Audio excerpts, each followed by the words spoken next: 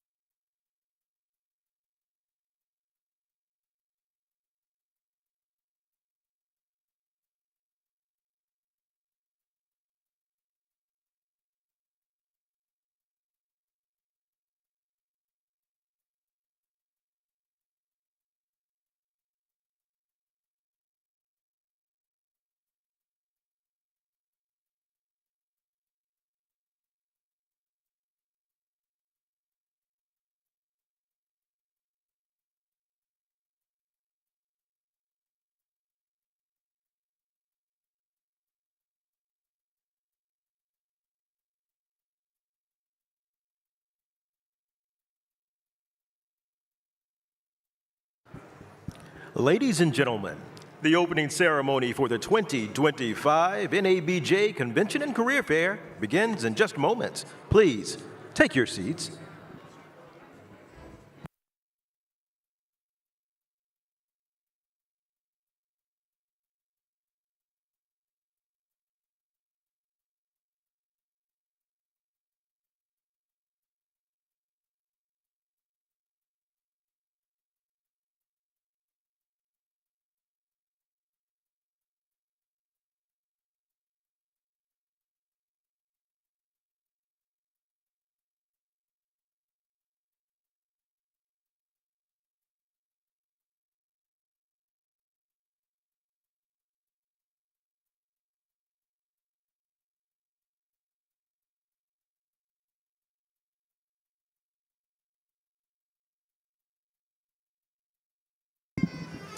Ladies and gentlemen, may we have your attention, please? Welcome to the 2025 NABJ Convention and Career Fair. For your safety, be sure to download the NABJ25 mobile app for security and emergency information throughout your stay here in Cleveland. Disruptions during this program will not be tolerated. Anyone who disrupts this program will be removed from the ballroom. Thank you.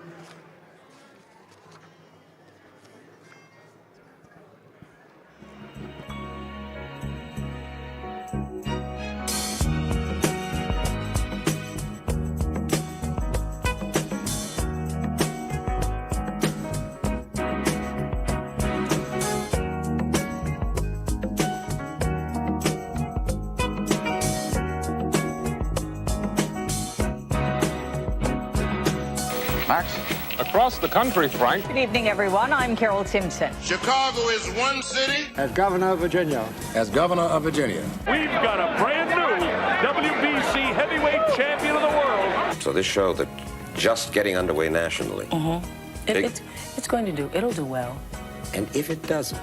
And if it doesn't, I will still do well. And our new Miss America is Vanessa Williams, Miss New York. We must never surrender. America will get better and better. Keep hope alive. Keep hope alive. Keep hope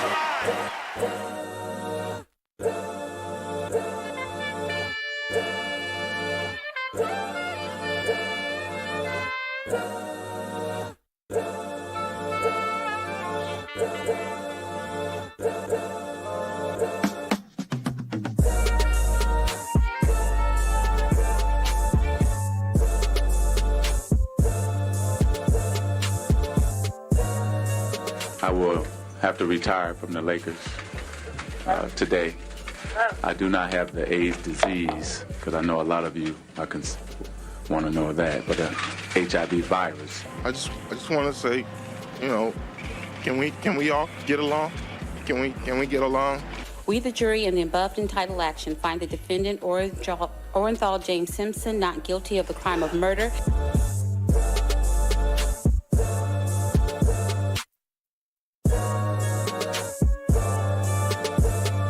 At first it was disbelief, and then I, felt this sort of tremor.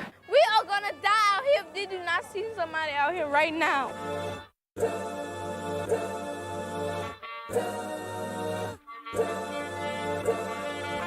I, Barack Hussein Obama, do solemnly swear.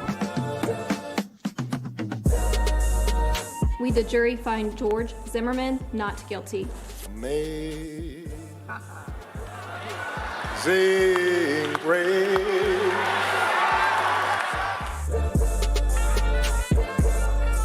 Five-time NBA champion, former league MVP, Kobe Bryant died. What do you want? I can breathe. Hands up, those two!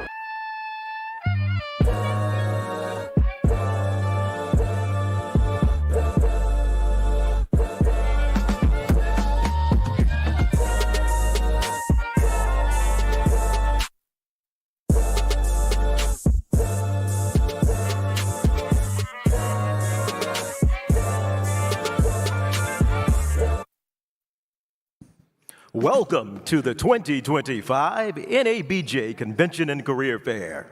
Founded on December 12, 1975 by 44 men and women. This year, we're celebrating 50 years of resilience, advocacy, and excellence. Applause.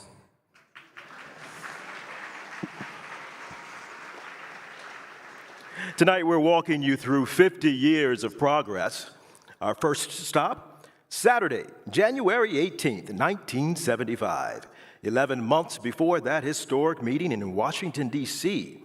Prime time across America, viewers got a view front row seat as a working-class family from Queens moved to the Upper East Side and faced issues of racism, gun control, and adult illiteracy. Moving on up to the east side. Moving on up to a deluxe apartment in the sky. We're moving on up to the east side.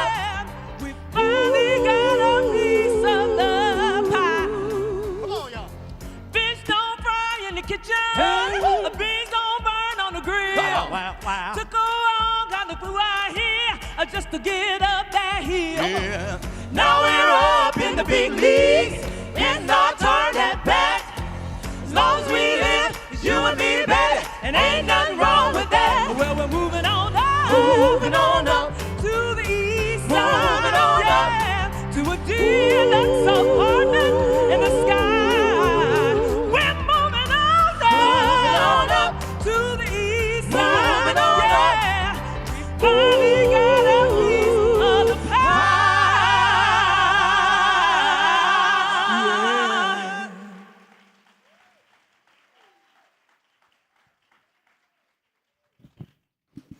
She is the founder and CEO of Black Girl Media. He is the lead anchor and executive editor at WKYC Studios in Cleveland. Please welcome your 2025 NABJ Convention co-chairs, Shanna Black and Russ Mitchell.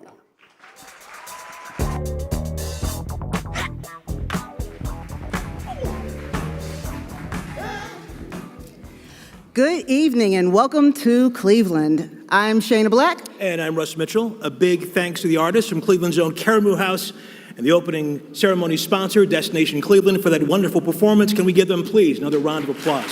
They're fantastic. Yes. You'll be seeing more performances from Karamu that will highlight the past 50 years throughout this ceremony. December 12th, 1975, nearly 50 years ago, an historic meeting took place in Washington, D.C. 44 brave men and women came with a vision to address the limited opportunities available for Black journalists and discuss the conditions they faced in the workplace. From that meeting, they formed an organization that would create and provide quality programming and services for journalists of color. An organization not only made up of Black journalists, but one that served as an advocate for journalists of color worldwide. Now, 50 years later, we're here in Cleveland, Ohio, not only to learn, to connect, and to celebrate, but also to honor those who came before us and paved the way. I've been here for 15 years now in Cleveland, and it is a fantastic town. I hope you get to explore everything there is to explore here. I told this story the other day. I may not look like it now, but I'm an NABJ baby. Yes. Back in the day in St. Louis, Missouri, some of my first contact, got from St. Louis into the house. My first contact with professional journalists was with the local chapter of the National Association of Black Journalists there, and I've carried that every step of the way of my career. I know you are from Cleveland originally. I am from Cleveland, and my first NABJ was in Detroit, and I was just starting the business, and Destination Cleveland was like, go out, check out this conference and see if it's something we should host here. And it was an amazing conference. I grew as a professional here in this industry, but when I got back, I connected with David Gilbert and some of the folks, and I'm like, Cleveland is definitely ready for this conference. We can blow it out the water, and here we are today. It worked out, certainly. Yes, it did. So as we go on, it's no secret that as innovations create quicker and faster ways of delivering news and entertainment to our readers, listeners, and viewers, those same innovations are creating obstacles that are making it difficult for journalists and organizations to survive. Once again, this week we hope you'll capitalize on the many sessions that focus on preparing us as journalists for the next big disruptor and innovation. And we also hope that you enjoy Cleveland.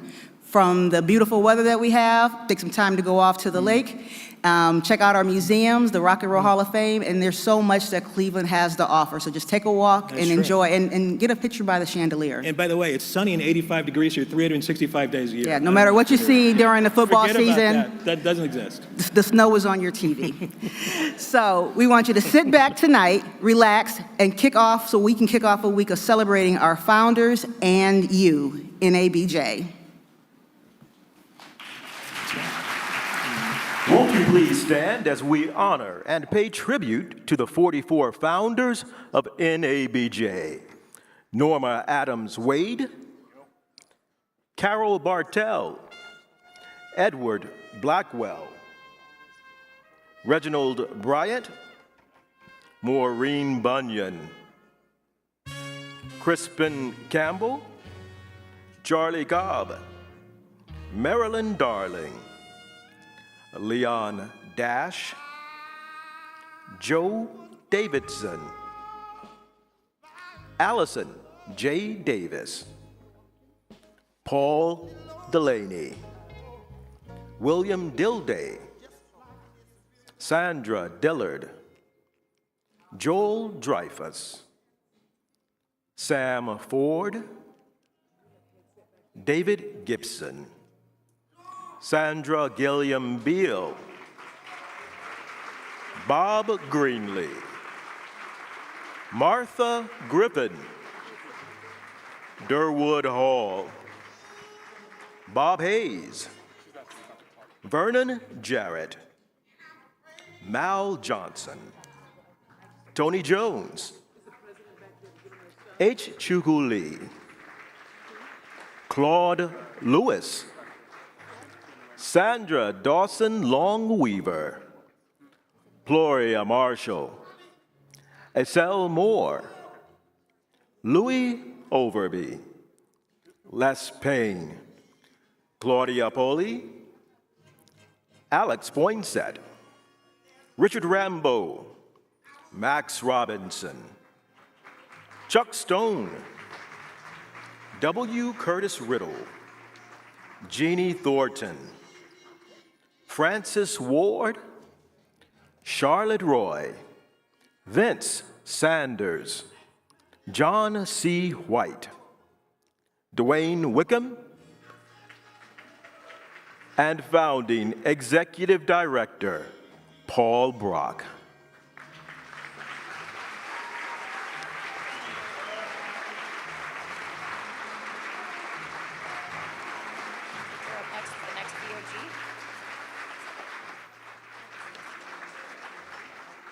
Now, please welcome NABJ President Ken Lemon.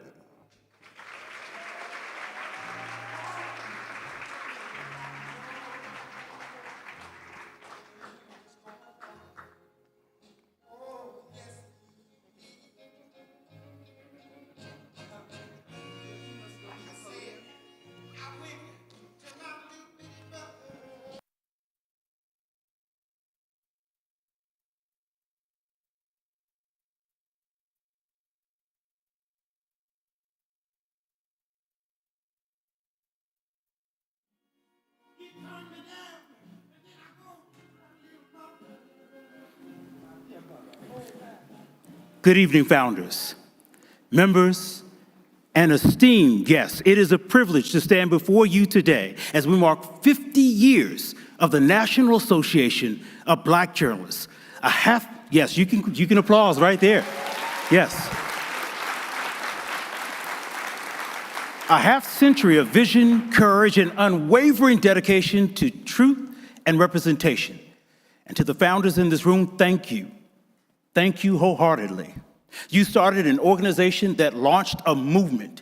You didn't just settle for a seat at the table. You knew the table needed to change. You stood firm in a newsroom landscape that often ignored Black voices and communities, and you demanded better for yourselves and for the generations to come. Because of your vision, NABJ is one of the most powerful voices in American journalism. Yes, you created a space where Black journalists are nurtured, challenged, and celebrated. You endured that Black stories are shared everywhere with the nuance, accuracy, and authority. 50 years later, your work echoes across the country and in headlines and bylines. Because of you, Black journalists now share the truth with clarity and with pride. You ignited the spark, and it's up to us to carry that flame. Misinformation, inequality, underrepresentation still persists. But so does our strength. As we honor our legacy, we also look ahead with urgency. Let's continue to hold the industry accountable. Let's invest in young Black journalists and give them the tools to do more than just enter the newsroom, but to lead it. Our voices are not optional. They are essential to a free, fair, and fully informed democracy. Thank you for lighting the path. Because of you, we walk boldly forward. And here's to 50 years and to the future we are still building together. Thank you.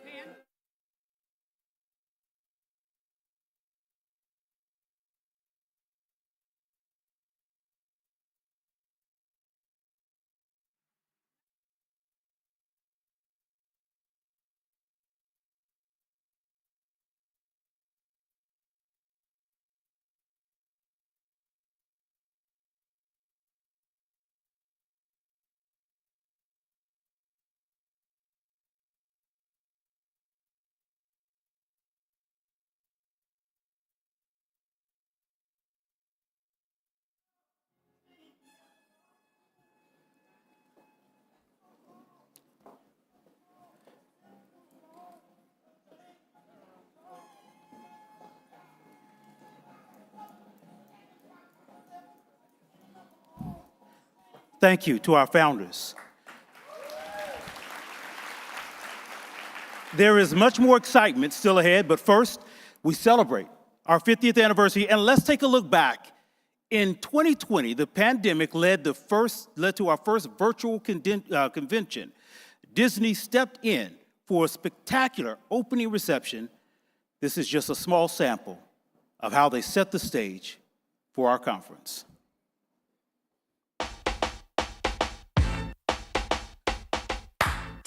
Get this thing on the road, Alberto! We are thrilled to officially kick off our 2020 Joint Convention and Career Fair. We are journalists on the front lines of reporting and speaking truth to power. This has been our past, propelling us to be the force of the future. And for the first time, we're convening virtually in our living rooms rather than our comfy conference rooms and banquet halls that you usually pack. But while the in-person crowds may be missing, I want you to know all of the drive, energy, and passion you've come to know and expect from NABJ and NHJ, it's still right here.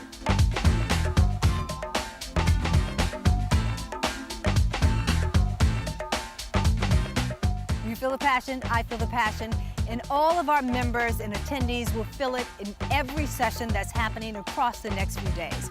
This is also an important and historic opportunity to have critical conversations about the way we, as professional and aspiring journalists, in a great many cases, observe and cover social and racial injustice in America and around the world. 2020 has been unlike any year we've seen during our lifetimes, but it has proven that more Black journalists and diversity are needed in newsrooms across the country. Thank you for informing us. Thank you for the questions that others won't ask. Thank you for being on the front line. From our entire Disney family and your hosts at NABJ and NAHJ, thank you for joining us tonight.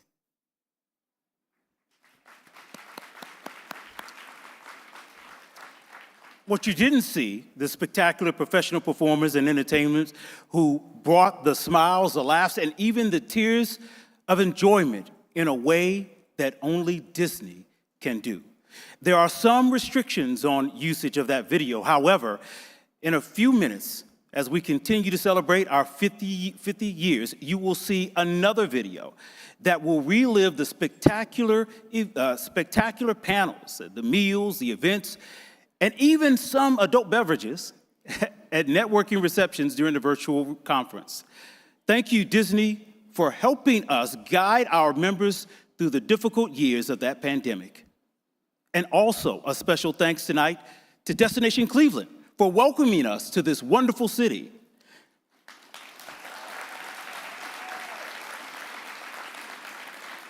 Two years ago, we assembled a committee to brainstorm how to celebrate our 50th anniversary. That team consists of founders, past NABJ presidents, board members, and regional directors, and also members, each tasked with setting the tone for 2025, our golden anniversary. Join me in welcoming three of the NABJ 50th Anniversary Celebration Committee leaders. Founder of Dawson Media Group, NABJ founder Sandra Dawson Long Weaver. Co-chair, former Region 3 Director, WPTF-AM, NC News Network, news anchor, Gail Hurd. And committee chair, NABJ Secretary and former Region 3 Director, and CBS 17 weekend evening anchor, Rod Carter. Weeknight evening anchor, Rod Carter.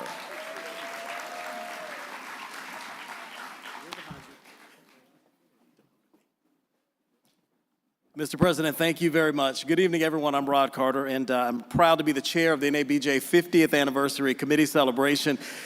It is my absolute honor to welcome you all to this historic event this evening. I would be lying to you if I didn't tell you that I have been nervous for the past year and a half, because I don't care as much about y'all, but I care about these folks right on this front row. I want the founders to be happy, and so we're so honored that we are here tonight, and this one right here too, because she kept me in check. 50 years ago, a group of visionary Black journalists came together with one single goal in mind, and that was to create a space where our voices, our stories and our presence in newsrooms across this country would not only be seen, but would be respected and elevated. And today, we stand on their shoulders. We are celebrating their legacy, their incredible strides that we have made as an organization and as a people. We celebrate all of that tonight. This year isn't just about looking back, it's really about building forward. It's about honoring the past, amplifying the present, and empowering the future of Black journalism. So on behalf of the entire 50th Anniversary Committee, and I do have to say that Gail Hurd is on the way, but like a lot of us, planes got delayed. So she actually just landed in Cleveland about an hour ago, and I said, don't break any laws, we'll take care of it for you. On behalf of her and the entire committee, we want to thank you for allowing us to be a part of this moment, this great celebration. So let's celebrate boldly, let's reflect deeply, and let's keep pushing the culture forward together. And I just want to officially welcome you all to NABJ 50. Now,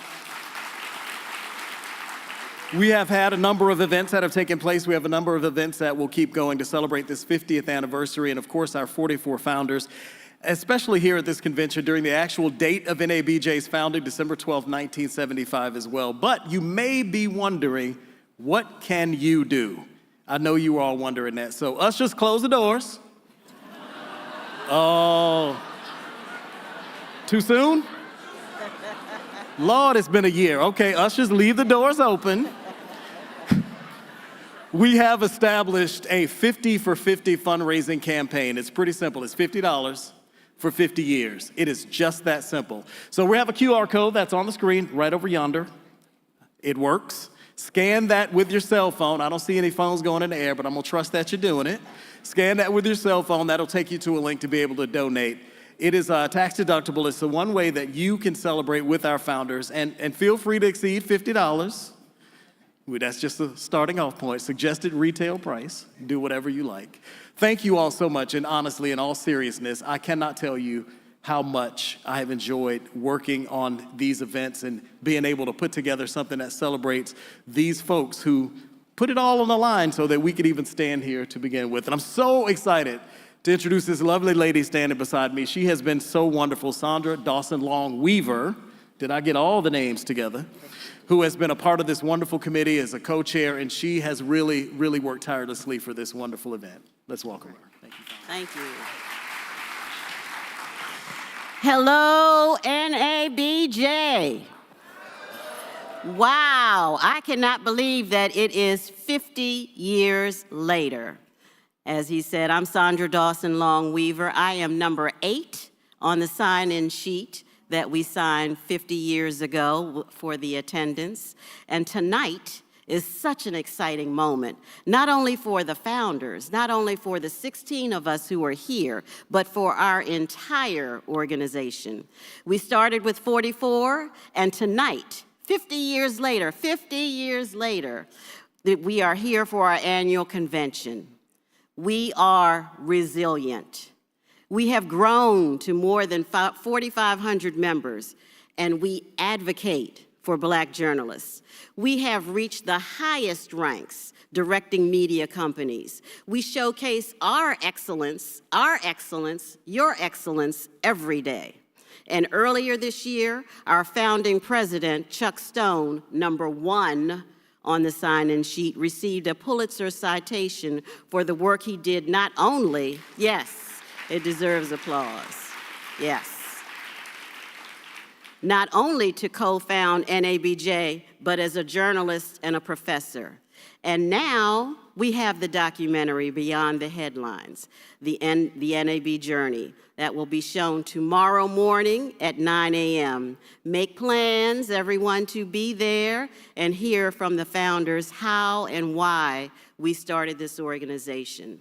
And I just want to add in, we also have a guest sign-in book. Tomorrow morning at breakfast, all of the founders in attendance will sign this guest sign-in book, as we did 50 years ago on that yellow sheet of paper. We will then have the book available in the booth in the career fair for the founders. And I want all of you, everyone attending this convention, to sign this book. It will be a historical document for us. So thank you.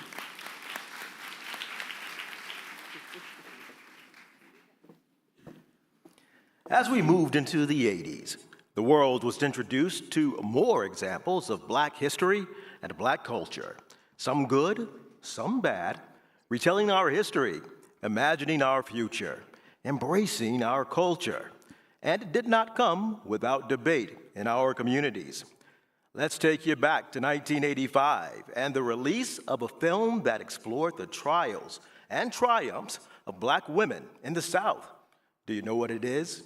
To this day, the classic remains ingrained in African American culture.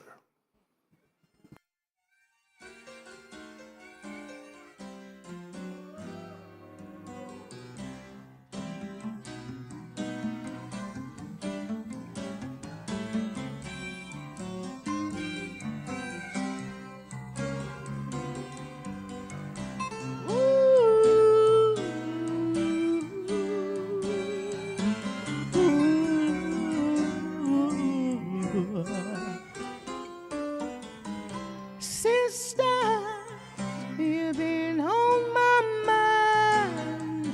Sister, we're two of a kind. Oh, sister, keeping my eyes on you. I bet you think I don't know nothing but singing the blues. Oh, sister, have I got news for you? Something. I hope you think that you're something too. Oh, scuffling. I've been up that lonesome road and I seen a light, the sun's going down. Oh, but trust me, no low life's gonna turn me around. So let me tell you something, sister.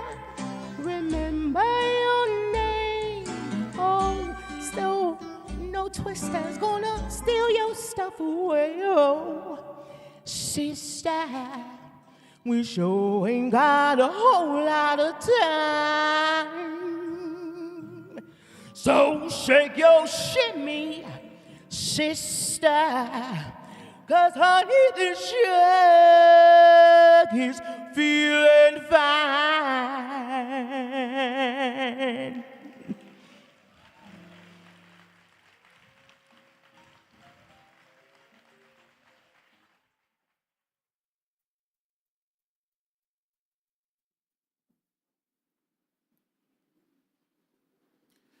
The work that NABJ does on a national level is long, it's hard, and it requires the help and dedication of a lot of people.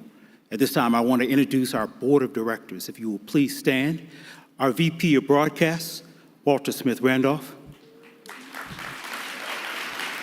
VP of Print, Eva Coleman. VP of Digital, Amir Vera. Our parliamentarian, Sia New Yorker.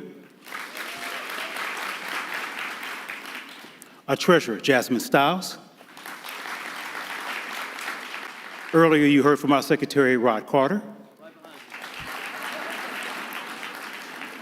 Our Region 1 director, Melanie Roy. Region 2 director, Angela Smith. Region 3 director, Steve Crocker. Region 4 Director Aaron Day. Our media-related representative, we'll get that right in a second, Rashonda Hall. Our academic representative, Lisa Armstrong. And our student representative, Grant Hines.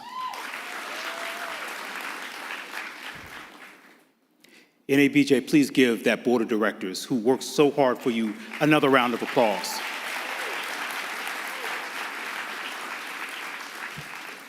Thank you, thank you.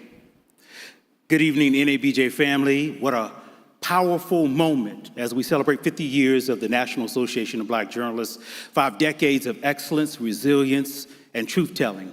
In 1975, 44 bold, uncompromising visionaries laid the foundation for the largest organization of color, and they understood what it meant to be true to representation in newsrooms, and it is essential to the democracy.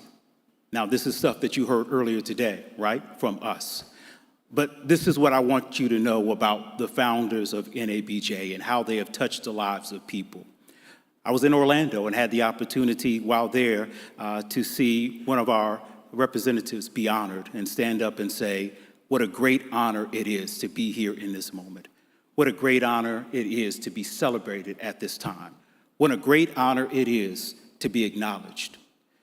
And you'll have an opportunity this week to see the documentary that was curated that's going across the country that I think is phenomenal. And I had a chance to stop with one of the founders, and I think this is significant for all of us to know. One of the founders who said during that video something that I thought was so telling. She said, "It means nothing for us to do all this work and not have young people step up behind us and carry the baton forward."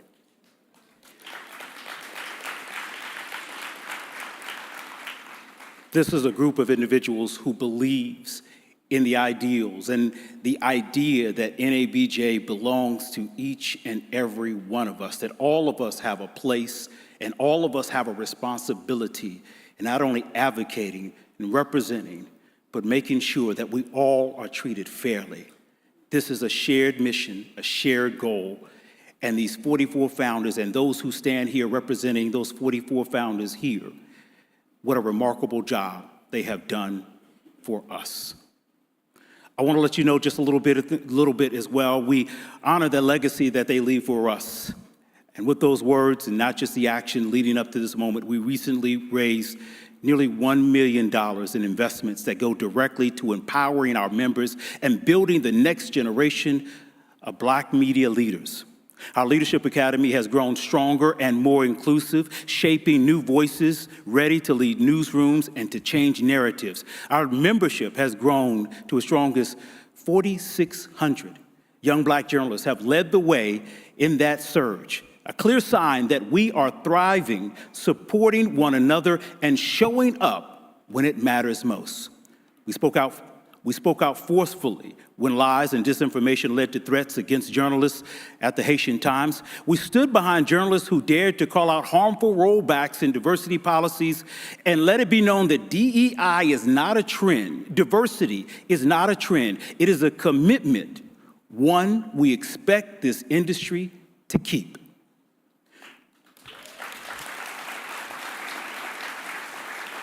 We collaborated with our colleagues across associations, from connecting with the National Urban League to speaking in unison with other journalism organizations and affinity groups, groups like SPJ and RTDNA and dozens more, because protecting press freedom and integrity isn't a solo mission. It's a collective responsibility. NABJ has remained a force, a voice for justice, and a home for truth tellers. We don't just celebrate where we've been, we celebrate where we're going, bold and strong. Here's to 50 years of courage and 50 more. Let's keep pushing forward together.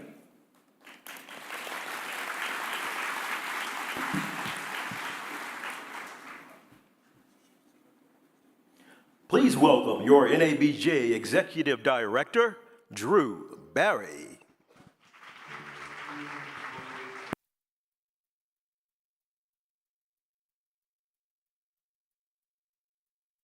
Hello, NABJ. Before I get started here, first of all, you got any FAMU people in the house here at all? Okay, all right, okay, local chapter, Cleveland and all that, okay, I got you. Any Atlanta people here in the house? Anybody from the Atlanta area? Okay, Elise, would you come up on the stage, please?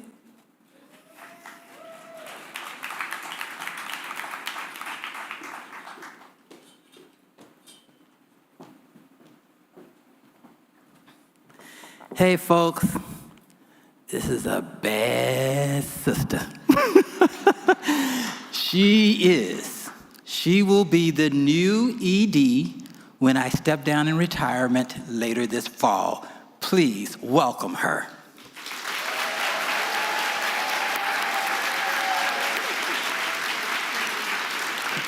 And on top of that, guess what? She's a NABJ baby. How about that?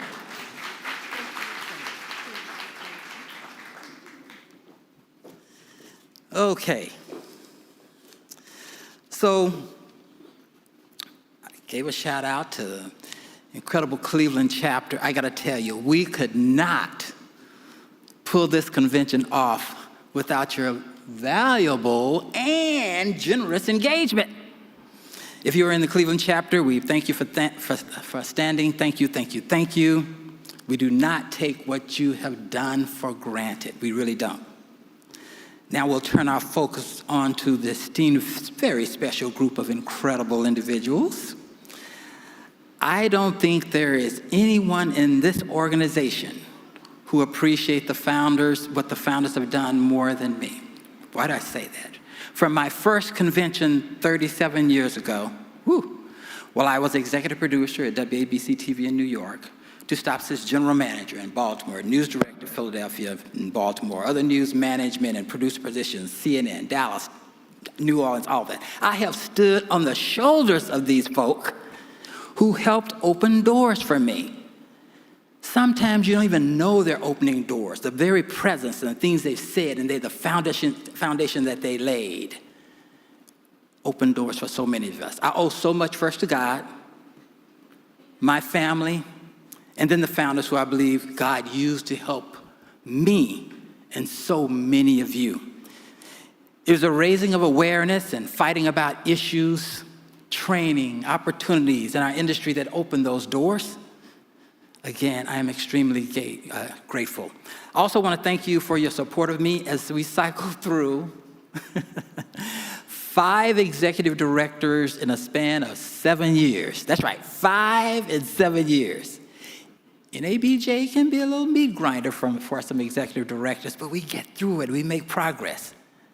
And that's why, as an ED, and Lisa's tough, okay? Growing up in the hood in Dallas has come in handy for me. You learn survival skills, and that means going on the offense, the defense, to protect yourself and what you love. And yes, I love NABJ. Those skills have come in very handy.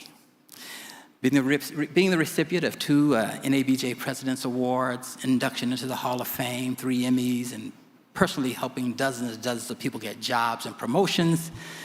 After 8 years of growing as an executive director, I'm ready to retire. At the top of the list in retirement is spending the majority of my time with my growing family, including a daughter who is senior producer at ABC News Live in New York, my sons, both in upper management and in the NFL, my wife, who keeps me in line most of the time, the chemical engineer with top secret government clearance and all. I don't know, she could have another family somewhere because I don't see her a lot of time. I mean, one day I'm going to follow her, but I don't know, I might not come back. That said, I'm in trouble now. That said, get ready to celebrate our 50th. We have a busy 5 days of even more training and potential opportunities for advancement scattered throughout the career fair. We have more than 135 sessions, 9 total meal events. That includes breakfast, luncheons, and dinners, and 19 networking receptions. Now, y'all remember, it's first come, first serve, so get there early. Don't be mad if the food is gone. Additionally, you have scheduled already more than 1,000 interviews with an array of companies in our career fair. Wow. Remember the days when y'all just stand in those long lines? Well, we fixed that so you can go ahead of time and make appointments, so you don't have to stand in the long lines. But, you know, not everybody takes advantage of that. So as we celebrate the 50th and reflect on some of our favorite conferences, we will start all of our sessions with facts, and many unknowns about NABJ's history. You'll get to see the official documentary, as I mentioned earlier, about our history a little later this week, but you'll see the trailer in a few minutes. Now, we have been accepted into now 13 film festivals and even won at least 2 of them with that documentary, okay? People are eager to know even more about us, and we are constantly bombarded with people and organizations wanting to partner with us on a myriad of issues, but primarily in the social justice arena. I'm talking about other journalism groups, non-journalism groups, all are reaching out to us. And as we share historical facts about NABJ throughout the conference, I want to recognize Walter Middlebrook. I don't know if he got back from out of town. Is Walter Middlebrook out there? Did he make it? Okay, he was out of town. He was actually overseas, and he didn't know if he was going to make it. But anyway, he was the first editor of the NABJ Monitor, the student newspaper. Yep, the student newspaper. The one on the screen dates back to the early 90s. The Monitor newspaper was produced by students with the help of Walter and a dedicated group of journalists, some of whom were NABJ members, some were not. The evolution of student involvement with the Monitor resulted in the addition of another platform, the broadcast platform component, led by member Sheila Brooks, and they rebranded it Student Projects. We continued the evolution to an online environment with websites, podcasts, social media, and most recently, newsletter component. We're evolving. It is currently held together by none other than Carol Gant. She is incredible. And I learned early on, if Carol was upset about something and she looked at you a certain way, take her seriously, okay? Because she's about the students and getting it right. And so anyway, so many of the mentors in there now are giving back. They came through the program through 3 decades of existence. Thanks, Walter, for having the vision to help students get involved. Thanks, Sheila, for building on the program, adding the broadcast component, and as we helped rebrand it Student Projects. Thanks to so many of you who have supported and are currently supporting our students in their careers, evolution, and execution of new strategies, and the recognition and creation of new opportunities are what make us the envy of so many organizations. Here's a case in point. You saw a little of this earlier. My favorite moment in NABJ history was the 2020 virtual convention. Why? It was brought on, of course, by something called COVID. We didn't know, what is COVID? We were innovative and groundbreaking in our approach. We had to pivot to something we had never done before. We only had a few months to get it together, and quite frankly, I don't really know what we were doing. But it was nerve-wracking and exciting at the same time. Now, okay, the doubters tried to beat us up on social media saying, no one's going to register for our virtual conference. Y'all should cancel it. They argued that we should cancel it. They said we were not smart for pursuing something so crazy. Well, this video tells what happened when we evolved. Shut out the negativity, yet again did something new. Thousands of you said, let's do it. As they say in church, the devil is a liar. Attendees said, we are going because we need the reconnection. Just reflect back on how isolated we were. They needed the reconnection with the NABJ family and training that could help advance their careers. Take a look.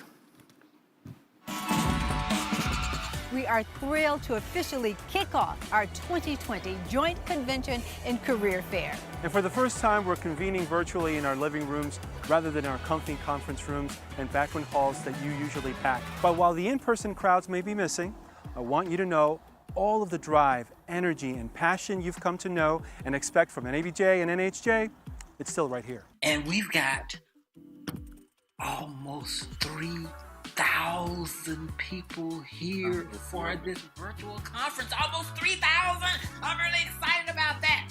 I think it has to be the largest convention for journalists going virtual that's ever happened, especially for journalists of color, and we are getting to lead the way yet again to make this happen. And to the NABJ family, what I wish I could do most right now is to hug you, every single one of you. I am proud of the amazing stories you are producing despite the challenges you face in the field covering the pandemic and the civil unrest and the frustrations you experience in newsrooms fighting for equal treatment and respect. The National Board hears you.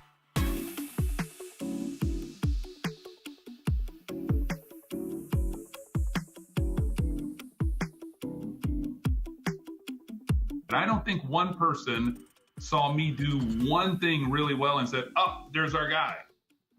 Doesn't happen that way. It is a body of work, which means then you have to be good consistently. Few things have changed about the criminal justice system in America. Across the country, racial disparity pervades. We as journalists cannot disengage the prison population from the fact that it is a business now. But to have a character actually tell you the hardest story of their life in front of a camera that's going to then be shown in a piece to millions and millions of people takes more than just booking someone. The tick, tick, tick starts on Sunday evening. That's when it's done. This is really cool too, alerts. So if you're not using this already, a lot of journalists kind of like keep this as their best friend that they don't tell their other friends about. The further out the key terms are, you're basically telling Google that it's less important. In order to hold people accountable, you really have to be prepared to have your evidence in front of you, but you also have to be aware of the follow-ups. I really believe that the value and power of being a Black journalist is the fact that you come to the table with your thoughts, feelings, life experience. That's your value around the editorial table, that no one else has that experience. I own my Blackness. And if I could have said something to the younger journalist in me, it would have been that. Own it sooner. The ideas are there. The plan is easily assembled. The will, the determination, the political power to make it happen is where the battle lies. Find the place where your voice is the strongest and use that. How do you contribute to the movement as an artist? Your best tools are in your voice, and what you say and when you speak and when you speak from your heart. Good afternoon, and welcome to the 31st Sam Lacey Pioneer Award hosted by the NABJ Sports Task Force. I wanted to give a shout out and wish the best of luck to the NABJ Sports Task Force on your virtual scholarship jam.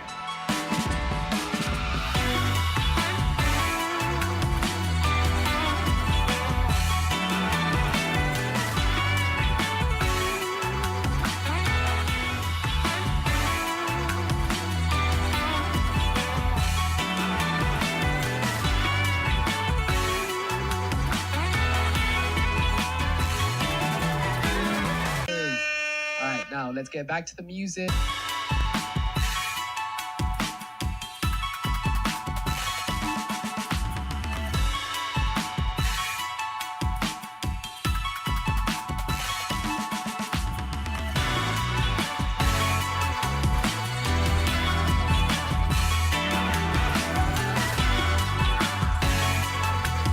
Welcome to the NABJ NAHJ Newscast. I'm Tyreek Wynn. And I'm Akayla Gardner. Kenny Cooper, NABJ, NAHJ News.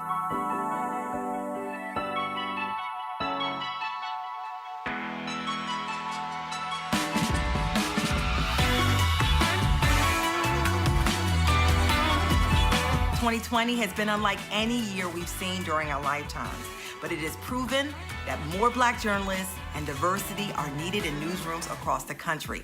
It's also shown us that NABJ is just as relevant as it was 45 years ago when it was founded. We were 15 women and 29 men in 1975 when we huddled in a hotel room in Washington, D.C.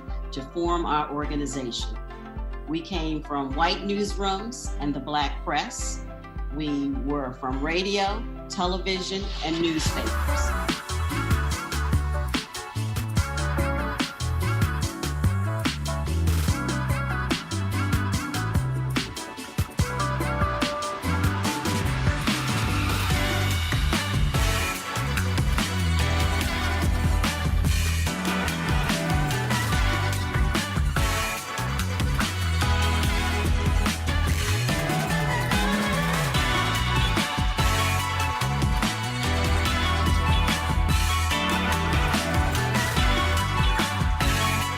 We all need to thank our partners who have not only stuck resolutely with NABJ during these difficult times forced by COVID-19 and social unrest, but actually have increased their engagement. And I want to thank you for all the work you do by strengthening diversity in our press. I know that you are fighting for equality and justice, and I know it's not easy.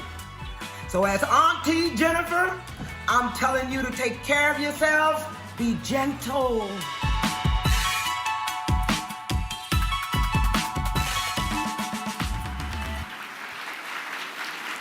It was awesome. It was absolutely awesome, and so many of you were participated in it too, with meals and adult beverages too. That was pretty awesome. Okay. So obviously it was a huge success. One of the program chairs resigned before the virtual conference, stating they didn't want to be embarrassed because we didn't know what we were doing. She was right. They didn't want their names associated with it. They thought it would be a monumental failure, but to their credit, they later admitted that they were wrong. And I'm glad we did it, okay?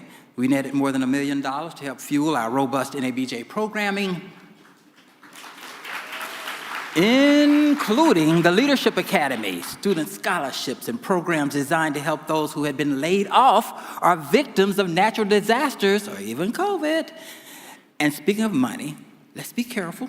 Transition. Let's not to let political rhetoric overshadow the greatness of this organization and its financial standings. In spite of sometimes toxic political arena that we all deal with and nationally, all kind of levels, okay? NABJ is in the best financial shape it has been in its history. In its history, okay? Say it again, in the best financial shape in the history of the organization. It's tough in this time. We have more than $5 million in investment funds. We call it the rainy day fund that we planned for, that can be cashed out if we need it. And we have another $2 million in what is our equivalent of your checking account that we use for everyday expenses. We won't even have to touch our rainy day fund to pay our bills. This is a strategy that I am extremely proud of, working with Presidents Times, Glover, Tucker, and Lemon, who supported our aggressive and diversified financial plan, and their engagement was crucial to the success. Because if they didn't buy into the cuts and reaching out to all these different people, it wouldn't have happened. It's really paying off right now as we strategize on making even more adjustments to stay financially fit. We cannot get complacent because financial headwinds are still quickly developing. We knew that companies and philanthropic foundations at some point may dramatically pull back funding because of, cyclical economic headwinds. We didn't know it was recessions, we didn't know it was going to be DEI, but we had our plan going, okay? So that's why we continue to diversify our revenue streams and execute expense efficiencies. For example, more than $500,000 so far this year. We had the foresight to make about $500,000 in expense cuts for the fiscal year without touching programming for you without hiking prices for you. Yes, we have a game plan and have had one for years, but we have no interest in giving many of the specifics because of the intense competition for shrinking dollar pools, okay? So yeah, now this year, we budgeted a certain amount, and we could be, $700,000, $800,000 short of what we wanted to get. But guess what?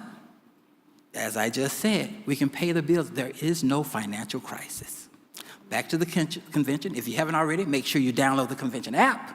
It has almost everything you want to know about navigating this year's conference.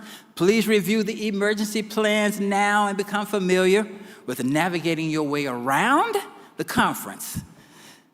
See something, say something, please. As security is beefed up, you might not see them, but they're there all around the place. I have enjoyed serving NABJ and will continue to serve, okay, in between spending a whole lot more time with my family, okay? Some are even in Cleveland. I love you all. Enjoy this week. Be safe. Thank you.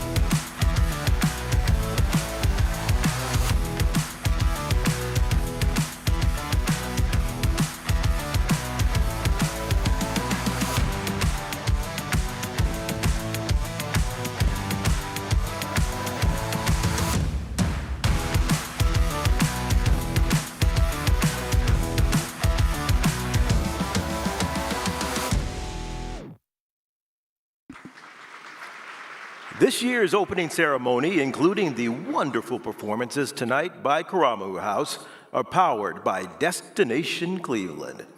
Destination Cleveland calls itself the, quote, unapologetic promoters of Cleveland. The organization and its president, CEO David Gilbert, spend every day helping people discover the area.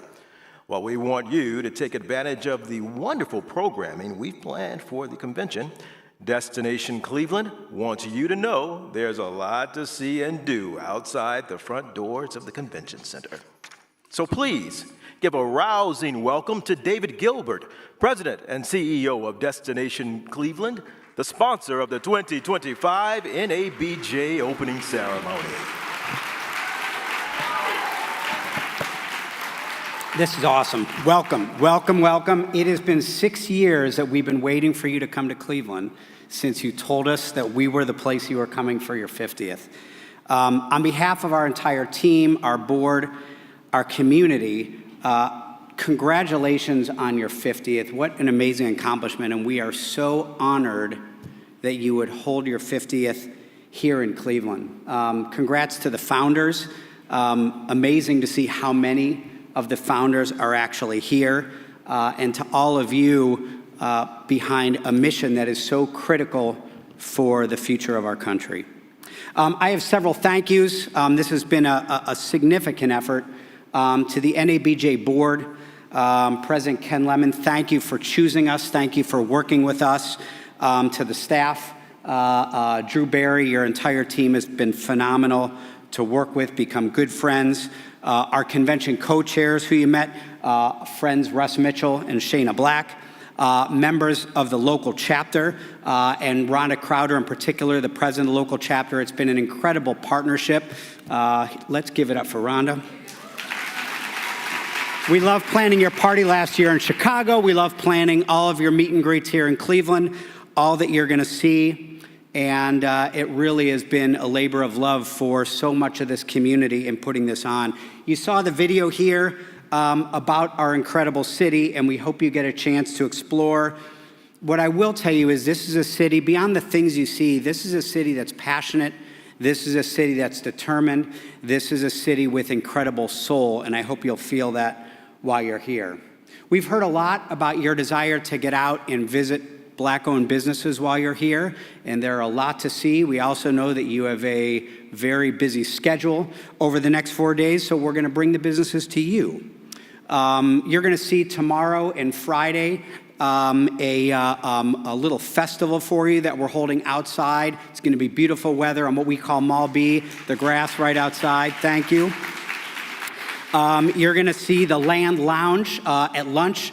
Black-owned food trucks will be out there for you from 3:30 to 6:30. There's going to be entertainment, lots of Black-owned businesses to go visit, to spend your money, beverages, and for those of you who do have the time, we've put together 4 custom experiences that'll take place on Saturday between 10:30 and 1:30. And each experience gets out to a different part of our city in different Black neighborhoods, really to show not just the history, but how critical Cleveland's Black community has been to who we are, who we've been, and where we're going. They're still not sold out, so if you're interested, at our booth in the career fair and in the atrium, you could still sign up.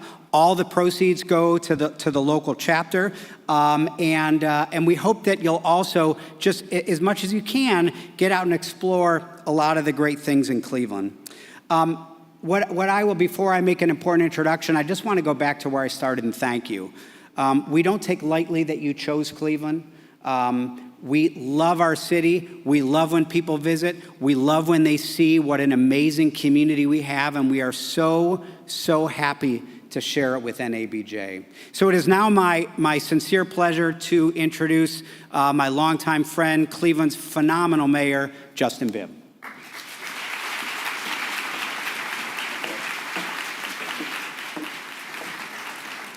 One more time for David Gilbert, please. It takes a whole lot of work to make these conventions possible. Welcome to Cleveland. I'm so honored to welcome NABJ for your 50th convention as the youngest black mayor in Cleveland's history.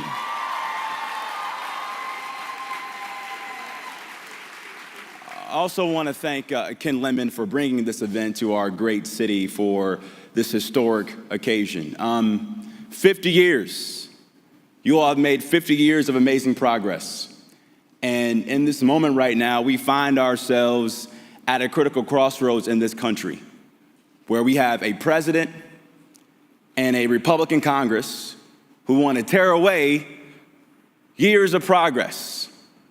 They want to tear away and destroy black history in our classrooms, undermine black voices in journalism, and undermine the good work that black mayors are doing all across this country as well, too.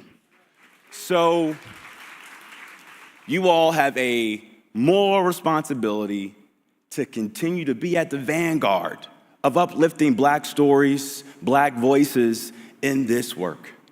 Because I've seen firsthand what you do. My cousin was the first black anchor in Ohio to be on primetime news. And Leon Bibb. And he showed me firsthand the importance and power of journalism. And so enjoy the conference. As I said last night at one of the opening receptions, as the mayor, I don't have a lot of get out of jail free cards, so don't turn up too much. But please spread the gospel about all the great things you see in our city over the course of this week. But also, please spend a whole lot of money while you're here as well, too. God bless and enjoy the convention. Take care. Appreciate you. The 2000s came and ushered in a first for not only black journalists, but all journalists across the nation. America's first black president. The date was November 4th, 2008.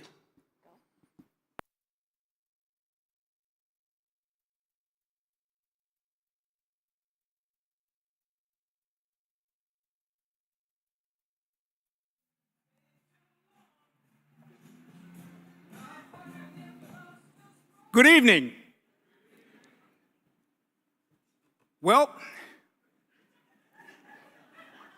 if there is any doubt as to if America is the place where all things are possible,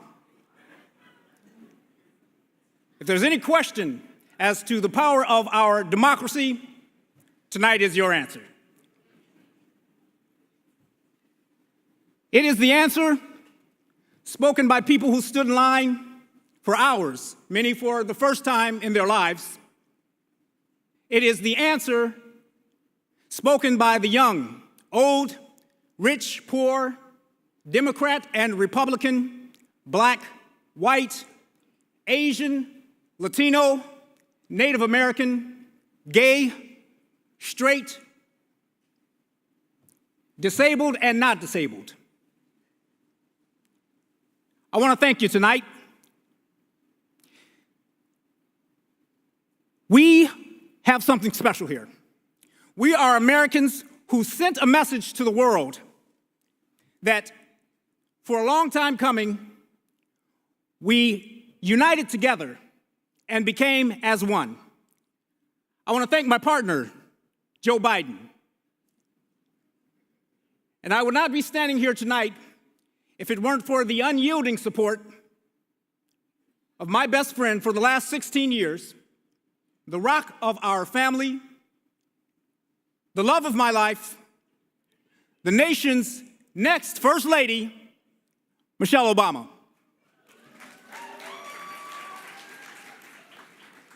To my campaign manager, David Pluff, my strategist, David Axelrod, and to all the volunteers who gave their time, their energy, and their hope, this victory is for you. I was never the likeliest candidate for this office. We didn't start with much money or many endorsements. Our campaign didn't start in Washington. It was built by the men and women who volunteered so much, those volunteers who braved the cold and the heat to knock on the doors of strangers, I want to say thank you. The road ahead will be long. The climb will be steep. But America, I am more hopeful than I have ever been that we will make it. I promise you that we as a people will get there. There will be setbacks and disagreements. But I will always be honest with you. I will listen to you. And I will ask you to join in the work of rebuilding this nation, block by block, brick by brick, calloused hand by calloused hand. This victory alone is not the change we seek, but it is the chance to make that change. And we will need your help. So let us summon a new spirit of service, responsibility, and patriotism, where each of us resolves to not only look out for ourselves, but to look out for one another. Now, to those whose support I have yet to earn, I may not have won your vote tonight, but I hear your voices. I need your help, and I will be your president too. The true strength of our nation comes not from the might of our military, nor the scale of our wealth, but from the enduring power of our ideals: democracy, liberty, opportunity, and unyielding hope. That is the true genius of America, that America can change. This election had many firsts and many stories that will be told for generations to come. But one that's on my mind tonight is about a woman who cast her ballot in Atlanta. She's a lot like the millions of others who stood in line to make their voices known, except for one thing. Ann Nixon Cooper is 106 years old. She was born just a generation past slavery, at a time when someone like her couldn't vote because of two things: because she was a woman and because of the color of her skin. And tonight, after more than a century in America, she pressed her finger to a screen and she made her voice known, because she knows America can change. Yes, we can. America, we've come so far, but there is so much more to do. So tonight, let us ask ourselves, if our children should live to see the next century, what change will they see? What differences will we have made? This is our moment. This is our time to reclaim the American dream and to reaffirm that fundamental truth, that out of many, we are one, where we are met with cynicism and doubt, and those who tell us that we can't, we will respond with that timeless creed that sums up the spirit of a people. Yes, we can. Thank you. God bless you, and may God bless the United States of America.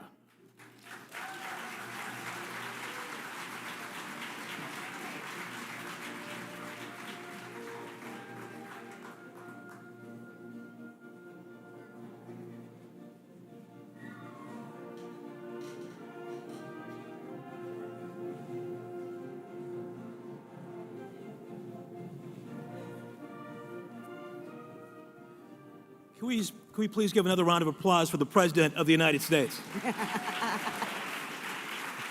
Yes, we can. We hope you've enjoyed the night so far. There's a lot more to come this evening, with the welcome reception following immediately after this ceremony.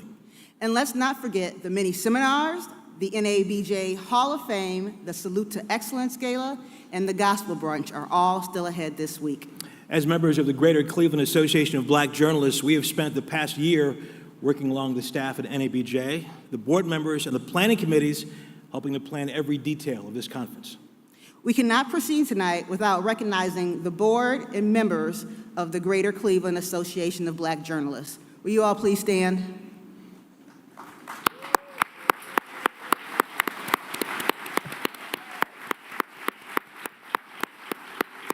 G. Clee, ABJ. Leading our local chapter is experienced publisher, writer, editor, and communications professional Rhonda Crowder, the CEO of Rhonda Crowder and Associates, the president of the Greater Cleveland Association of Black Journalists. Rhonda, please come on up. Yes.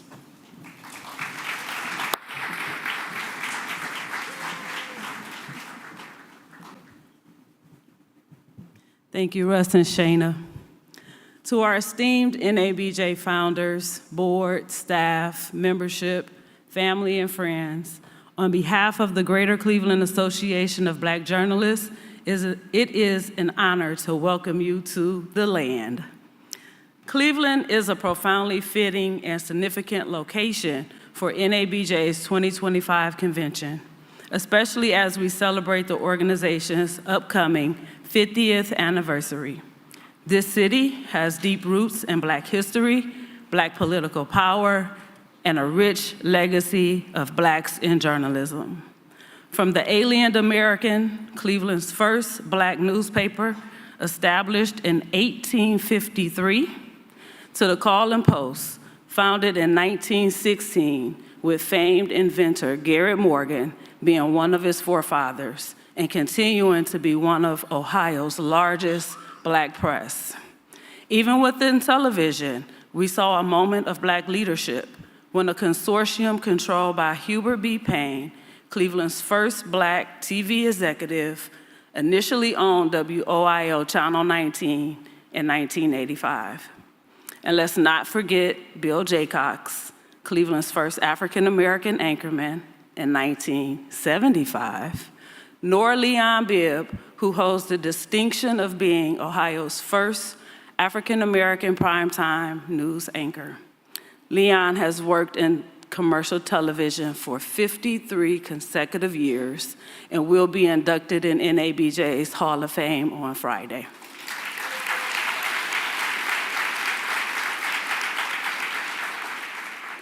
NABJ's 2025 convention theme, resilience, advocacy, excellence, evolution of our voices, resonates deeply with Cleveland's story. As we gather, let us strengthen connections, explore new opportunities, and honor the contributions of Black journalists who have paved the way. We hope that you enjoy the convention and our fair city. Thank you.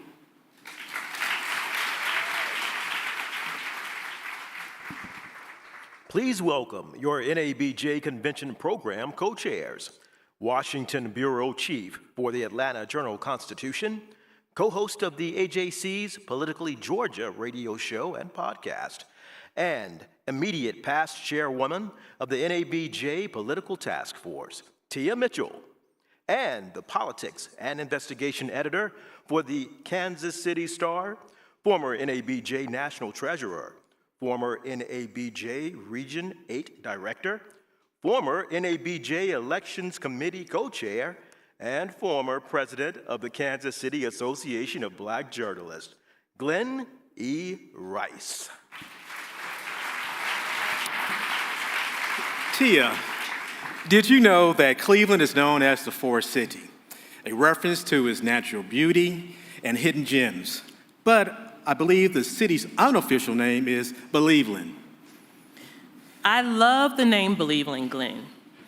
Cleveland is known for fans that have passionately supported the Cavaliers, the Guardians, and the Browns, even when the odds are stacked against them, even on the down years. And there is something to be said about rooting for your home team no matter what. Even when they don't make a three-peat? Even then.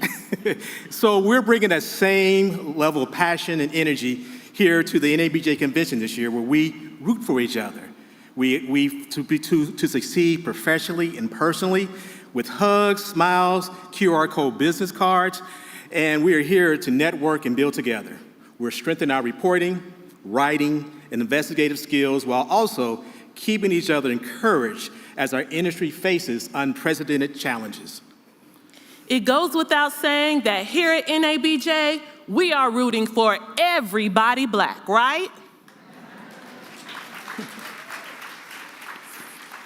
So, as Glenn and I complete our 4th and final year as convention programming co-chairs, so 4-peat, and that's it. We want to thank the NABJ members for their faith in our leadership, and we never took that for granted. We give a special shout out to NABJ staff and the board for their hard work, and we pause now to recognize the programming committee members who helped evaluate and shape the sessions you will be attending this week. Sharice Gibson, A. Sherrod Blakely, Louis W. Dugood, Don Blunt, Corey Antonio Rose, Raisa Habersham, and Gary Estwick. So y'all please stand and be recognized. NABJ, thank you for allowing this proud Omega man and this fervent Delta to help bring the NABJ convention alive with you in mind. As always, we encourage you to take advantage of all this week has to offer. We want you to leave Cleveland better and more prepared than you were when you arrived. And we count it as a true blessing to be a part of the team that helped make this week possible. Please let us know if there is anything we can do to make this year's convention better for you. And have a great NABJ 25. Thank you. Please welcome back to the stage NABJ founder Sandra Dawson Long Weaver and NABJ 50th Anniversary Celebration Committee Chair Rod Carter.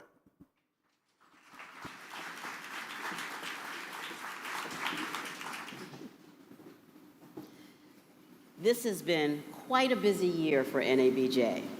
This year we debuted a documentary titled Beyond the Headlines, the NABJ Journey. This documentary is amazing, y'all. It retells the founding of this organization. It has been screened at film festivals throughout this country throughout the summer. And you can see the documentary for yourself in its entirety during the Newsmaker plenary that is tomorrow morning at 9 a.m. here in the Grand Ballroom. Do not stay out too late tonight. Come on back here at 9 o'clock in the morning and check out this documentary. It is amazing. And tonight, we offer you a preview of what's to come.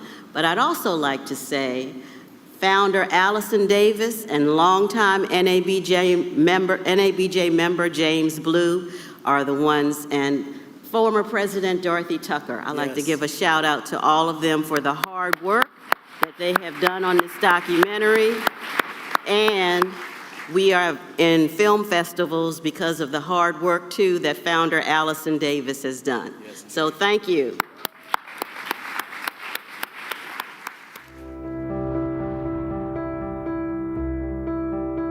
In December of 1975, I'm in Washington, and the Black elected officials are meeting. Black journalists from all over the country were coming to cover this conference. I remember taking the train down and getting off the train in D.C. It was Chuck Stone's idea. Very savvy, political player, and visionary too in many ways. He said, we're starting an organization. And I said, what's the name of this organization? And he said, everybody, what's the name? Are we going to call ourselves the National Association of Black Journalists? And everybody said, yeah. It's not the first time it had been tried, but none of the other attempts really got off the ground and flourished. We started it in order to have some means of communication between us, to protect us, and to protest if necessary. A sheet of paper was passed around at the meeting on which we signed our name. There were a few people who were, I don't think I can sign it because if they found out I was here, I might not have a job. It was a very brave thing. Some employers told people that you basically have to pick between your employment here and your association with the National Association of Black Journalists. So the whole idea was to improve the number of blacks in journalism overall in America, to improve the treatment of those who had jobs, and to improve the coverage of the black community. You could be the only black person on the staff. So it was also lonely in a lot of cases because you didn't have anyone who looked like you. I was essentially a clerk and did a little bit of helping around the newsroom. I must have said, I wonder if I could ever be on air. And the news director told me, oh, no. You don't look black enough to qualify. He was telling me I didn't qualify because of my appearance. We challenged journalism to get the numbers up. Just weeks after our founding, the editor and publisher article was very important. It basically put us on the map in the industry, let folks know that this is an organization that they need to pay attention to. Whenever I went to NABJ, I'd always come back feeling a little more inspired. Okay, yeah, you can make it. You'll do well in this business.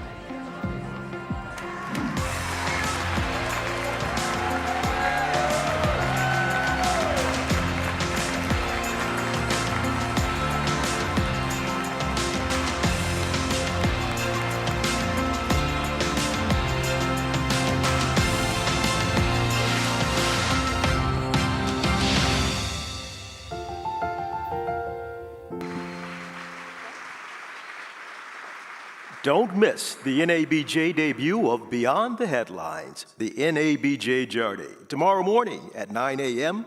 during the Newsmaker Plenary here in the Grand Ballroom. A special encore presentation is Saturday at 11 a.m. in Atrium Ballrooms C and F. Don't miss it. Well, from a two-term black president in the U.S. to a blockbuster first for the big screen, while T'Challa came to life in the comics in 1966, it was 5 decades later, 2018, when the world got a glimpse at Wakanda on the big screen. No woman, no cry. No woman, no cry.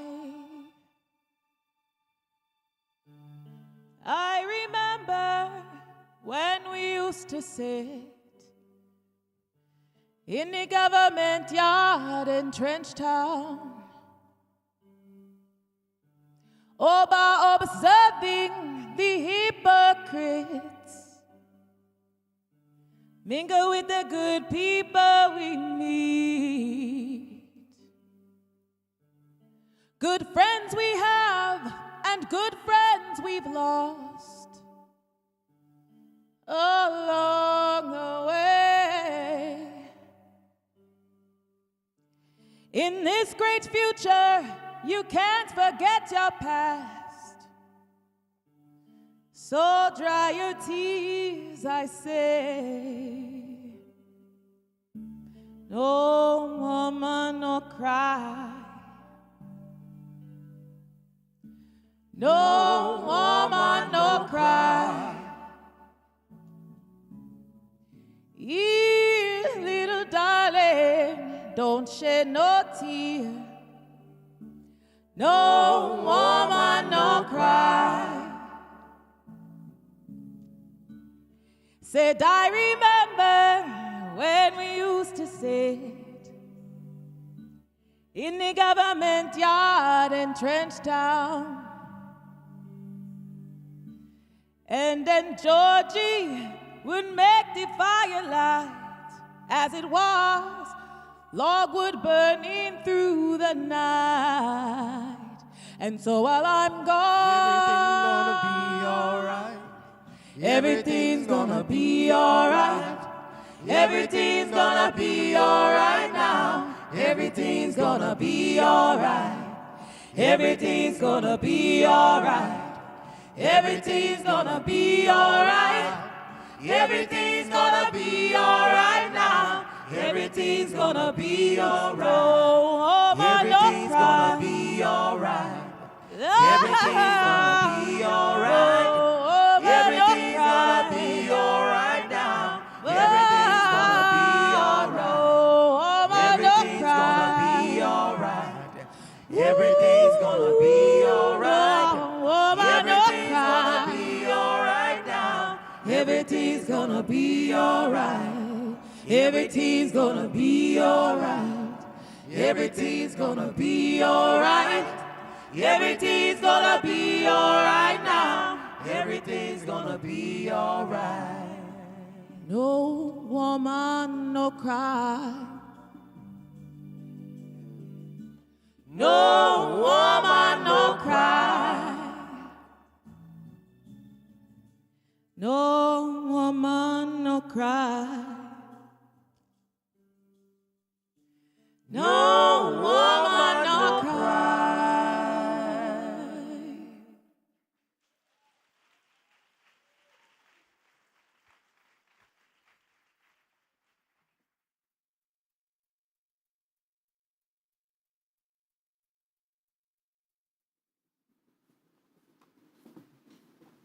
How about another round of applause for our very own Karamu House?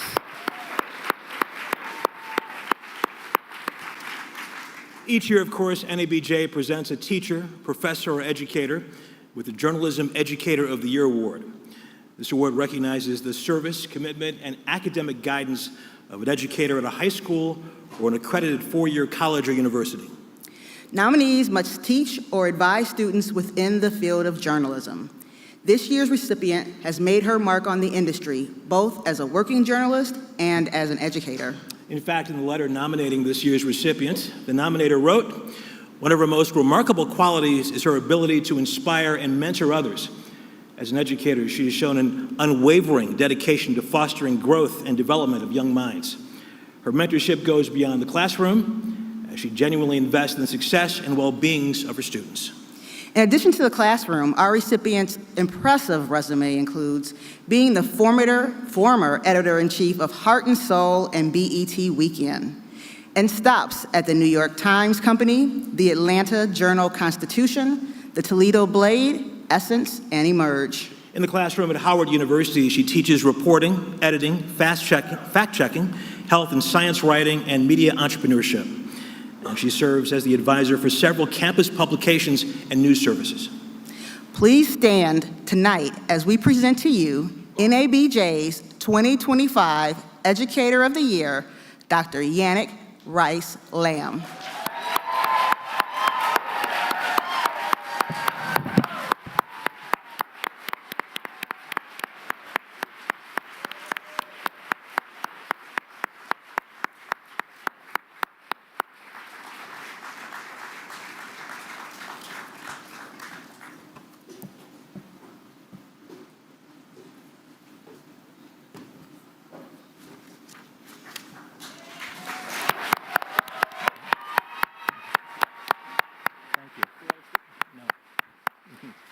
Thank you. Congratulations. Can you say a few words?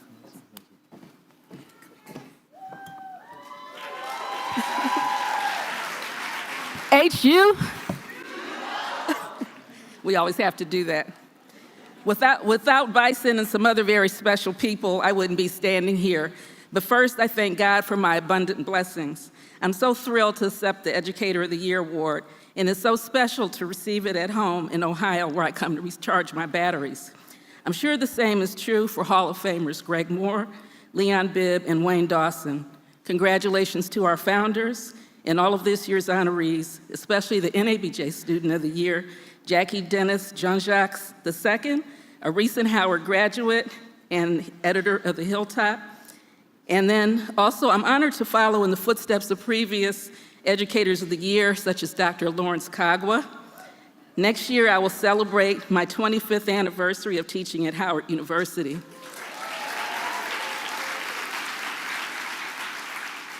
It's hard to believe that I've been teaching for a quarter of a century, but I started at age 7. Really need to add a 6 in front of that now. I've had the incredible opportunity to learn with some of the best students in the world and to teach with a dream team. One of the great things about our dream team is that we're all practicing journalists who hold each other accountable and keep the bar high. We teach what we do and do what we teach, to quote Howard Professor Emerita Paula Watley Madabani. That's how we're able to nurture such great students who become some of the great journalists that you will encounter all week at NABJ 50 and see at the Salute to Excellence Awards on Saturday. Although we proudly, unapologetically, sometimes annoyingly, but always truthfully invoke Bison bragging rights, the truth of the matter is that we support all HBCUs, including the one that erroneously thinks that it's the real HU. But seriously, I encourage you to support HBCUs, to seek sources for your stories at HBCUs, and to tell the stories of HBCUs, especially at this time.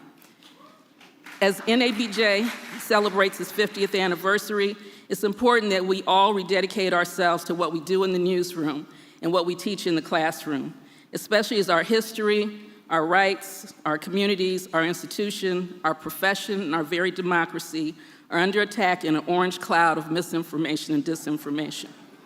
As truth tellers, it's critical that we help everyday people understand what's going on so they can remain calm under the onslaught of things being thrown at them.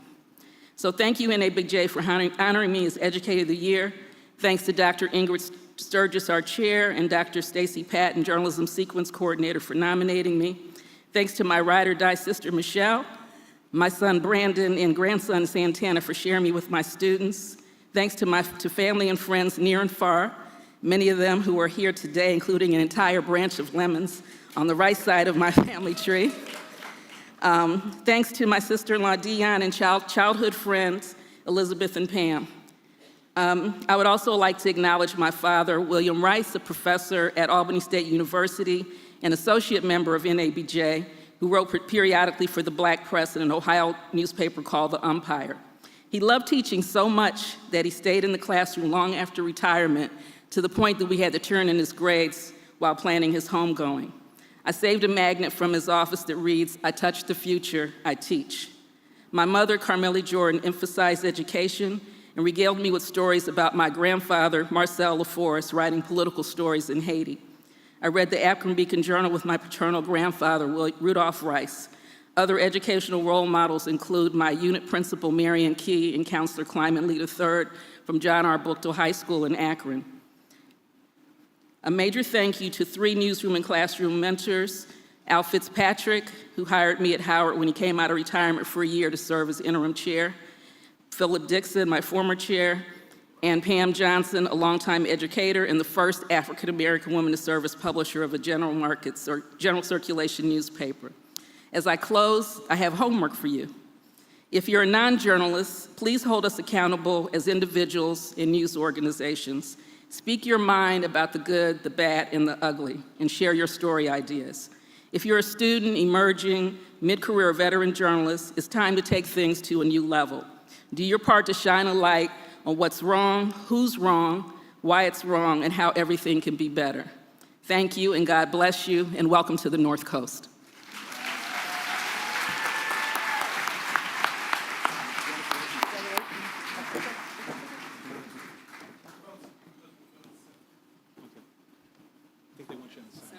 In the center. I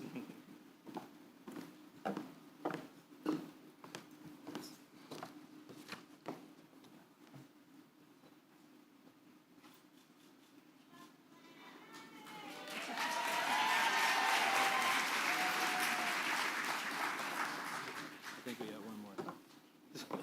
You go ahead. It's yours. We got one more picture. All right. Thank you.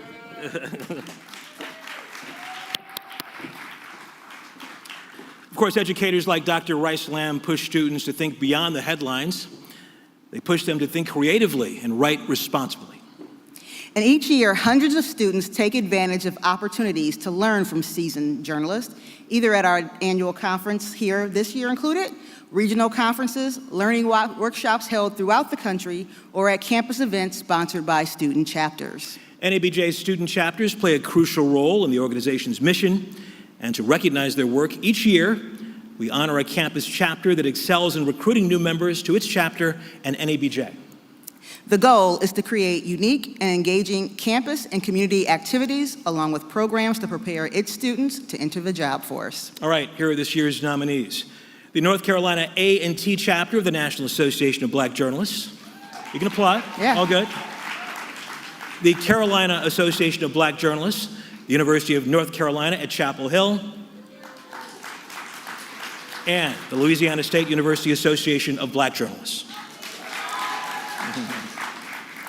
This year's recipient not only focuses on educating students of its local chapter, each year the chapter hosts a short course bringing students in from across the country for lessons on storytelling. The 2025 NABJ Student Chapter of the Year is North Carolina A&T Chapter of National Association of Black Journalists.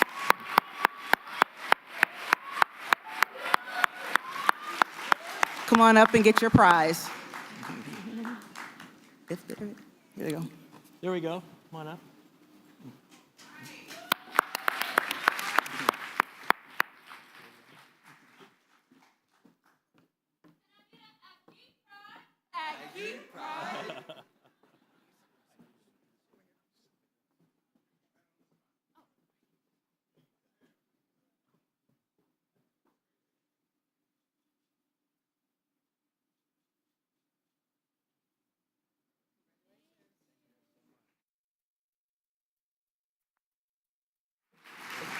Congratulations. And finally, tonight we present the professional chapter of the year. The NABJ Judging Committee examines the chapter's involvement in the community and the programming it provides its members. A nominated chapter is judged by the number and the size of the scholarships it awards each year. Here are the nominees. NABJ, South Florida. The Colorado Association of Black Journalists. And I believe this is your original organization, NABJ, St. Louis. There you go. In the nominating letter for this year's recipient, the chapter highlighted how it not only connected with members, but also took its meetings to the community, providing workshops and critical one-on-one time for high school students. It also provided services for those most vulnerable during the holidays. Please join us in congratulating the 2025 NABJ Professional Chapter of the Year, NABJ South Florida.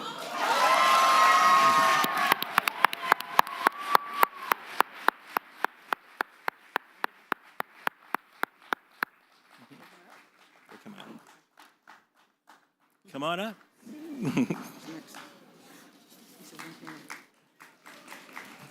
Oh, they're here. Wow, come on up. Congratulations. We're going over there.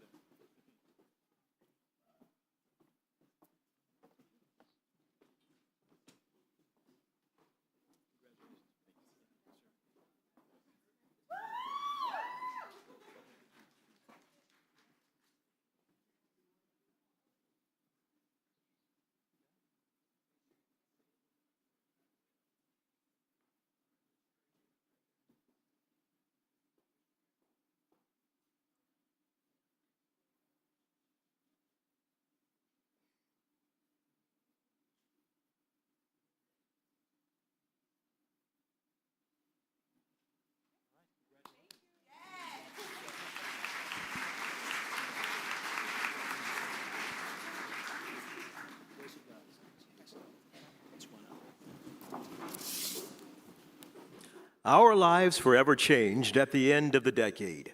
A pandemic shut down life as we knew it across the globe. In 2020, 2 deaths by white police officers and a third by white vigilantes sparked a racial reckoning in America. When Americans went to the polls in November, a change in power at the White House ushered in another first for our country.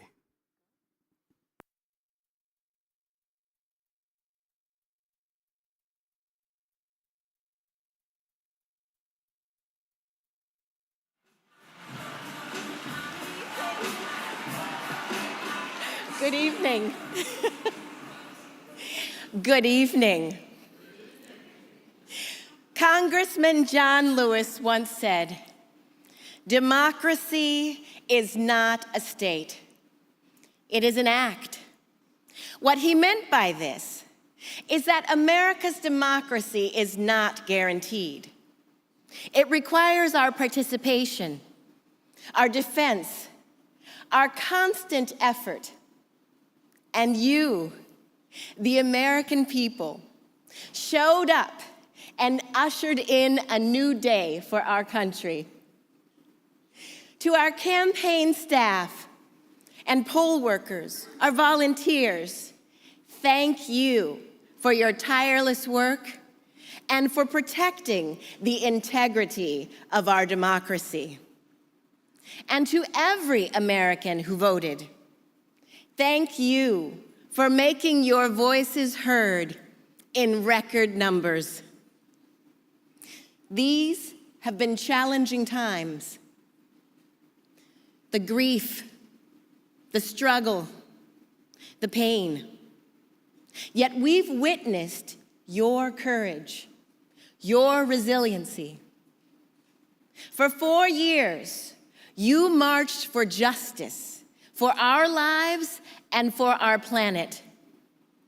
And then you voted. You chose hope, unity, decency, science, and truth. You chose Joe Biden as the next president of the United States.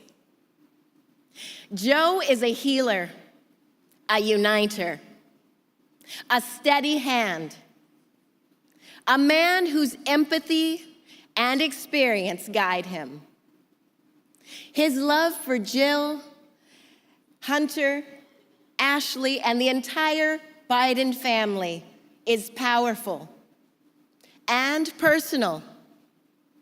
I came to know Joe as the father of my late friend, Bo, and I know he will lead with the compassion and strength our nation needs. To my husband, Doug, and to our children, Cole and Ella, my sister Maya, and our entire family, I love y'all more than I can ever express. We are so grateful to Joe and Jill for welcoming us on this journey. To the woman most responsible for me being here, my mother, Shamala Gopalan Harris. When she came from India at 19, I doubt she imagined this moment. But she believed in the promise of America. So, I'm thinking of her and of all women, Black, Asian, white, Latina, Native American, who paved the way, who fought for equality, liberty, justice. Black women especially, too often overlooked, but always essential, have been the backbone of our democracy. Tonight, I stand on their shoulders. And what a testament to Joe's character, that he had the audacity to choose a woman as his vice president. While I may be the first in this office, I won't be the last, because every little girl watching tonight sees that this is a country of possibilities. To all children, regardless of gender, our country has sent a message. Dream with ambition, lead with conviction, and see yourselves in ways others may not, simply because they haven't seen it before. And we will cheer you on every step of the way. To the American people, no matter who you voted for, I will work hard to be the vice president Joe was to President Obama. Loyal, honest, hardworking, prepared, waking up every day thinking about you and your families. Now begins the real work, the hard work, the good work, the necessary work to save lives, beat this pandemic, rebuild the economy, fight systemic racism, combat the climate crisis, and heal the soul of our nation. The road ahead won't be easy, but America is ready, and so are Joe and I. We have elected a president who reflects the best in us, a leader the world will respect, a commander-in-chief who will respect our troops and keep our country safe, a president for all Americans. It is now my great honor to introduce the President-elect of the United States of America, Joe Biden. Thank you. Thank you.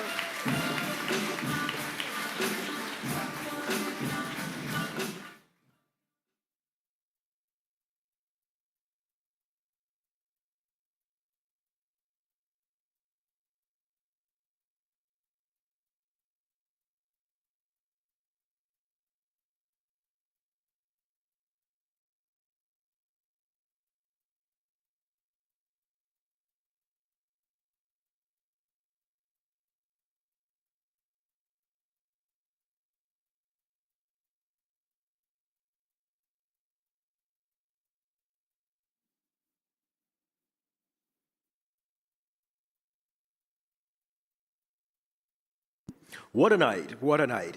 Another round of thanks again to Karamu House and Destination Cleveland for tonight's opening ceremony. We certainly hope you have enjoyed the past 90 minutes of entertainment. Dude's trying to wrap us up already. I know.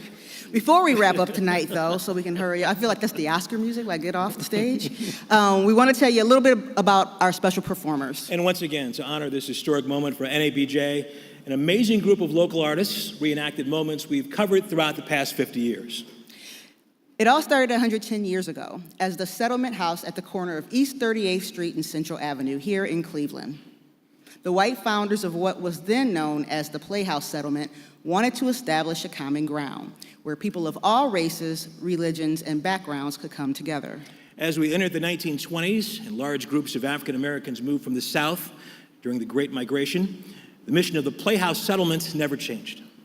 In the 1940s, the Playhouse Settlement was officially renamed, Karamu House, a word in Swahili meaning a place of joyful gathering. Some of its notables include playwright Langston Hughes, authors Zora Neale Hurston, and Lorraine Hansberry.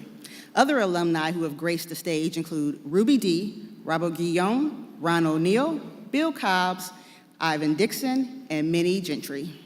And more recently, James Pickens of Grey's Anatomy, Amani Hakeem of Everybody Hates Chris, and vocal coach and arranger for American Idol and Canadian Idol, Deborah Bird. Yes, you heard Ron O'Neill's Superfly got his start in Cleveland. Just wanted to know that. Please give a round of applause this evening for the amazing performers from Karamu House and their president and CEO, Tony F. Sias. And you can learn more about Karamu House's 2025-26 season by going to karamuhouse.org. And of course, we can't forget to thank Destination Cleveland for not only making tonight's ceremony a success, but for funding the Karamu House presentation tonight. Thank you all very much. We have one more special guest for you this evening. JP Morgan Chase is the sponsor for tonight's welcome reception. It's free, and it will begin immediately after this opening ceremony in the Atrium Ballroom C and F. That's on the Atrium Floor 1 here in this convention center. Please welcome Mr. David Reynolds. He's Senior Banker and Managing Director of JP Morgan Private Bank. David.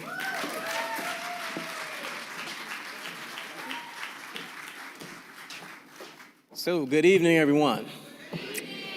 I'm David Reynolds, Senior Banker and Managing Director at JP Morgan Private Bank. I'm thrilled to join you this evening to kick off this year's National Association of Black Journalists Convention in the amazing city of Cleveland, Ohio, my hometown. JP Morgan has been supporting Ohio for more than 210 years. Ohio is home to many of our customers, our clients, employees, and community partners. We are honored to be here at the NABJ for the 4th consecutive year to support storytellers across the nation. Not only does this event enable professional journalists to come together, exchange ideas, but it also opens the door to connecting talented people with career opportunities across the media industry. For the past 5 years, JP Morgan Chase has supported local journalism through sponsored content partnerships with around 68 diverse local Black publications across Black, Latino, and Asian Pacific Islander communities. In collaboration with the American Journalism Project, AJP, a philanthropy venture supporting nonprofit local news, we're sponsoring financial health content across 8 nonprofit communities, publications under the AJP umbrella. One of our partners is Signal Ohio, with newsrooms here in Cleveland and Akron. Our goal has been to develop authentic relationships with trusted community outlets and provide meaningful content that helps readers build a stronger economic future. Our programs are about impact. We're committed to creating a stronger economy through business and community investments, local collaborations, and more. It is an honor to be here at the NABJ convention this week with professionals like you. We're here to celebrate your work, bringing stories to life for communities across the U.S. Don't hesitate to meet up with us and our team throughout the next few days. Please visit our career fair booth for a free headshot to learn more about our work. We also invite you to join our upcoming luncheon Thursday at noon titled Safeguarding Consumers Against Scam and Fraud.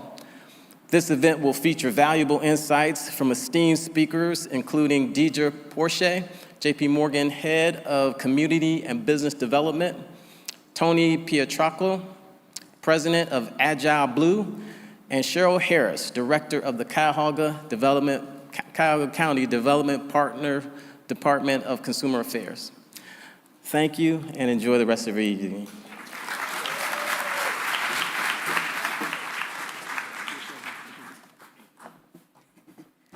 All right, what a night, right? What a night. Give us one more round of applause just to celebrate us being together, and another round of thanks for Karamu and Destination Cleveland for tonight's opening ceremony.